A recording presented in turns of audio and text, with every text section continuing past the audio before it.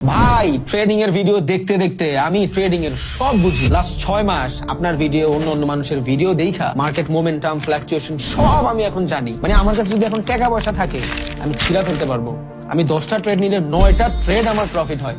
আমি paper trade করতে করতে পেপার ছিঁড়া ফেলছি, ডেমো ট্রেড করতে করতে ড্রাম সব ফাটায় ফেলছি। ভাই আমার কাছে এখন টাকা পয়সা নাই। আমি আমার বাপের থেকে 2 লাখ টাকা চুরি করছি। আমার বউরে প্রেসার দিয়া 2 লাখ টাকার মতন যৌতুক নিছি। আমার মায়ের গহনা মহনা চুরি করে আমি মোটামুটি 5-6 লাখ টাকার ক্যাপিটাল গুছায় ফেলছি। এই টাকা দিয়ে আমি ট্রেডিং করে তাদের সবার দেনা মেনা সব শোধ করে দিব। এটা কি সম্ভব? সম্ভব না।